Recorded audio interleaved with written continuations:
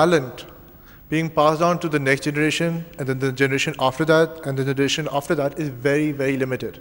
Because you either have the talent or you don't. And the problem is when fathers look at sons and they look at sons and they're like, my son will handle it, he's looking at his business from the eyes of a father and not as the eyes of a business person. And when you fail to make that difference, that is when issues start happening. And then, as Heather Saab said, there are ways and means of actually institutionalizing that process. फिर कुछ वालिदैन ये कहते हैं कि देखो मैं तो टोयोटा कोरोला 1969 की अभी भी चला रहा हूँ, ये BMW के पीछे पड़ा हुआ है. Add one other thing. In some of our businesses where the family has a majority even in terms of shareholding, they are not represented in majority at the board level. So we have professionals at the board level with some family members, but the majority is with the professionals. So that's why we, and we show that, the professionals with their expertise will hopefully be able to grow the family wealth. Thank you very much, sir. My name is Faisal Mushtaq, and I came specially all the way from Islamabad. I think this is an extraordinary discussion that the younger generation of many family-owned enterprises in Pakistan, we are having it. And I would strongly suggest that you must scale this debate and discussion in Pakistan because this is a very important discussion. Now my question today is that how to come up with a common vision in family-owned enterprises at times since the stakes are limited to the shareholdings. So some would like to go for an expansionary policy, some members of the family would rather like to go for a consolidation policy. How to come up with a common vision that how to grow a family enterprise? Yeah, thank you. Umar is going through that process right now. He can explain. I think the family council is a proxy for all the family members. So in our business, as an example, there are perhaps 20 shareholders, but a family council would only consist of 4 or 5. To keep the 20 people can't set a vision, right? So for that purpose, the family council has to be created. The family council has to address all of these issues around younger generation, older generation. If somebody doesn't want to be a part of the business and wants to be bought out, what valuation will be placed and how he will be bought out, how his shares will be transferred. So, see, unfortunately, the dynamics of the family business are very different from the dynamics of a typical non-family business. So here there's major conflicts, major politics that you have to address, and those can only be addressed if you have the understanding that, and those are only addressed if you have the understanding that you need to write a constitution. And when you sit to write the constitution, you realize that unlike many other visions or mission statements that you can come up with in a matter of weeks, this is probably a year-long process. And it is year-long because you have to manage every single individual's different needs.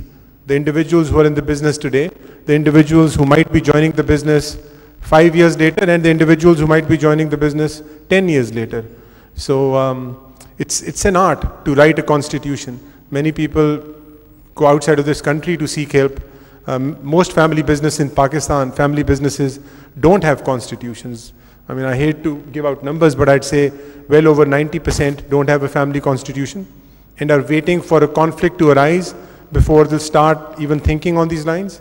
And the very few people who've written the constitution that I know of are all delighted by what it has thrown out, because it has thrown out a lot of clarity and long-term vision for the family. Yes, sir. I'm Shaukat Pra from Lahore University of Management Sciences. The question that actually I wanted to ask earlier to the CEOs as well, and that's the question for the family-owned businesses too.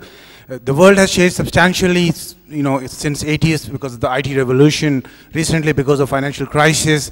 What are the family-owned businesses doing these days to boast innovation, to be ready for the new millennium? So as the challenges are going to be very, very different, if we keep doing the things what we used to do in 60s, 70s, 80s, we are going to be looking for a lot of surprises. I just want your thoughts about how you're going to handle the challenges. Okay, my response to that may be slightly different. Family businesses, successful family businesses need to think 100 years ahead, 50 years ahead. Companies think 5, 10 years ahead. We need to say, how will this impact my generation's generation? And strangely enough, the world as we know it is, with all this climate change and all these things happening, is thinking, my God, we can't just think about the next 10 years. We need to have the same mindset of having long-term. The definition of long-term is changing. So if family businesses crystallize their values and set strategies, set in motion governance systems to perpetuate those values, values don't change. Values are, my integrity is not based on technology. It's not based on the financial crisis. My integrity is my integrity. So values and principles do not conform to economic cycles. And that is a fundamental issue, how to perpetuate those values into your businesses. Make sure that happens. And that is what the family should be focusing on, and not day-to-day operations. And lastly, when you're having day-to-day operations given over to the professionals, who I think can be family members as well. Family members are also professionals if they're based on merit. Let people with that merit, with that capacity to have innovation, give them a chance, and the company will perpetuate itself. And we have a startling example in Nengro, where the family concentrates on what the family does best, is on the values, the governance aspect. And the management has done a phenomenal job by investing in this country. We're looking at international opportunities and putting in $1.5 billion. That only happens when you complement the strength of professional management with the strength of a consolidated value-based ownership. That is the balance we should arrive at. Complement what Samad just said, and I'll give you an example of a pharmaceutical company which was bought over by Japanese in India, and they paid a ridiculous amount. And I was talking to a few of the people from India on that company. I said, why did they buy this company? They said, look, Harun, in Indian subcontinent we think of only next year or day after day after tomorrow, but these Japanese and Europeans think about 100 years, And I said, they paid a ridiculous value, but he said, look, they're looking at 2015, they're not looking at 2010 or 11. So this is the mentality that, the Indo subcontinent, the family businesses have to change. And I agree with someone, we need to look at 100 years. And I was talking to a management consultant, I brought him in, and he said, you need to, start planning for next 100 years. I said, look, I don't know even what's going to happen tomorrow. He said, this is what the mentality you need to change, and then you'll pass out that mentality to your people. If you don't plan for 25 years, 50 years, then you're not going to be successful. It could be any business, and it has to be family when you have to lay down all the constitution and, to how and why you will tackle those situations. We have the example of the Ambanis, and everybody's, I'm sure, followed it very closely.